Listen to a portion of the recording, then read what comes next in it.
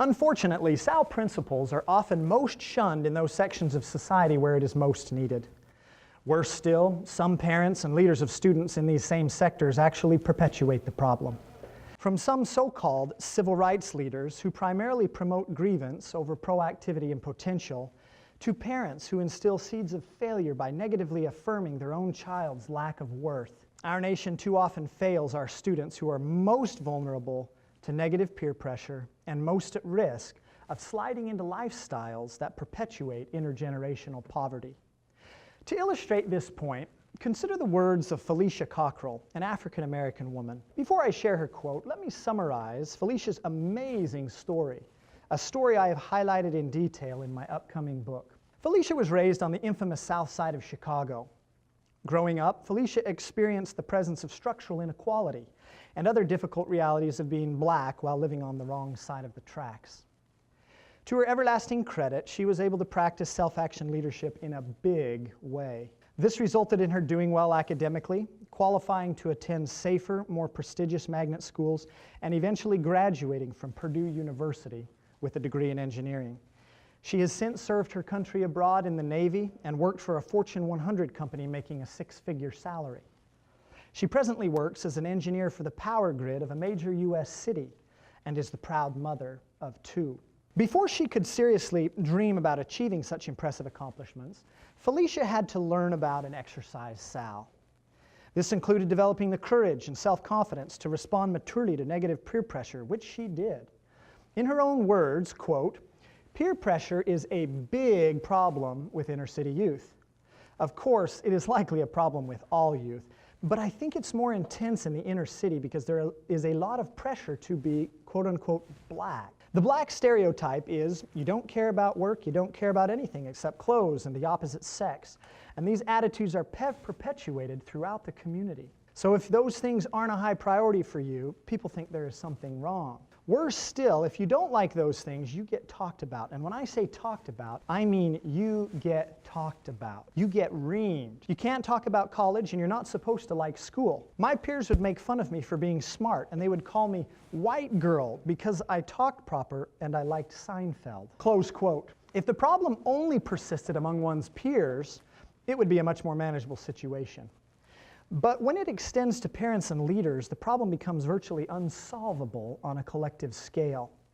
Again, I quote Felicia, "One of the things I've seen hurt many people in the inner city is the pressure to not be successful. You would be surprised at how many people will jab at their kids and say things like, 'You're never going to be anything, so why do you even try?' Tragically, that kind of stuff is said in a lot of households. There's a lot of negative reinforcement to not achieve goals. The aim is to maintain the status quo, which isn't anything to brag about. My advice to everyone who faces that kind of pressure and negative reinforcement is to not let others bring you down, and believe me, they will try. Some people will even make it their goal in life to bring you down. Don't let them do it." Close quote. As a professional educator, I spent nearly 5 years in the classroom. First as a part-time substitute teacher in the Atlanta, Georgia area, and second as a full-time classroom teacher in the Houston, Texas area. My teaching experiences brought me up close and personal with inner city youth of all colors and cultures in a variety of different situations. In the Atlanta area alone, I visited over 40 different elementary, middle, and high schools and alternative schools as a substitute teacher. From once putting out a fire, literally, to physically restraining a student to end a physical confrontation, I have had many stressful classroom experiences over the years. God bless all the teachers of youth. Throughout the course of my combined teaching experiences, I have either worked with or mingled among students from over 100 different countries. I have seen firsthand the dramatically negative impacts of peer pressure and also negative parental, neighborhood, community, and cultural pressure to not succeed among the economically underprivileged and socially marginalized. I have also observed the negative impacts that drug use, irresponsible sexual behavior, and possible gang-related activities have had on the lives of America's already most vulnerable. It is a vicious cycle that ensnares millions in its imprisoning shackles. It is a very real American tragedy, but it doesn't have to remain this way. There are many causes to this deep and complex problem. Contributors to these problems include structural inequality and insufficient resources. Such problems, however, are secondary. Until the root of the issue is properly addressed, no amount of money nor formal edicts to enforce structural egalitarianism will produce the fundamental socio-cultural transformations that our communities so desperately need. The primary problem is poor education and too few role models of self-action leadership and success. If we change the educational culture in our troubled communities, we will, in one generation, dramatically change the communities themselves. It is as simple and as difficult as that. In conjunction with the many sad and troubling situations I was familiar with as a teacher, I also came to discover and appreciate the extraordinary innate talent, capacity, and potential of many of these underprivileged and underserved students. To illustrate, I share 3 examples from my own classroom experiences. First, as a high school teacher in Houston, Texas, 2 of my top students were African Americans who came from single-parent households. Both of these students had one significant thing in common. Their mothers were extraordinarily proactive in supporting their education. They demanded that their student did their homework and got good grades. Moreover, these mothers supported me as a teacher and expected their children to listen to and follow my academic and behavioral directives.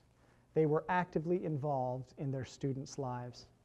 Such parental responsibility and support, even though it only came from one parent, worked wonders in the lives of these 2 students and served to protect them from much of the adversity and negative pressures that they faced from their peers. As important a role as teacher is, positive parental affirmation and support dwarfs any positive impact I may have had for 1 hour a day in the classroom. Despite all my efforts to effectively teach them both English and self-action leadership, both of these students ended up graduating from high school to pursue further academic and professional goals. I am so proud of them. Second, of all 150 or so students that passed through my classroom as a full-time English teacher in Houston, my overall #1 top performing student was not white or Asian. He was a Native American. This remarkable young student was small of stature and shy of disposition. For the first several weeks of the school year, I hardly even noticed him. But all that changed once I started to pay attention to how hard he worked and how diligently he completed his assignments. Due to his proactive completion of extra credit assignments, this young man consistently scored 100% or above on his report card and ended up walking home with the overall champions trophy I gave out to the #1 performing student for all of my classes for the entire school year. In his English journal, this student once wrote the following. With his permission, I share it here today.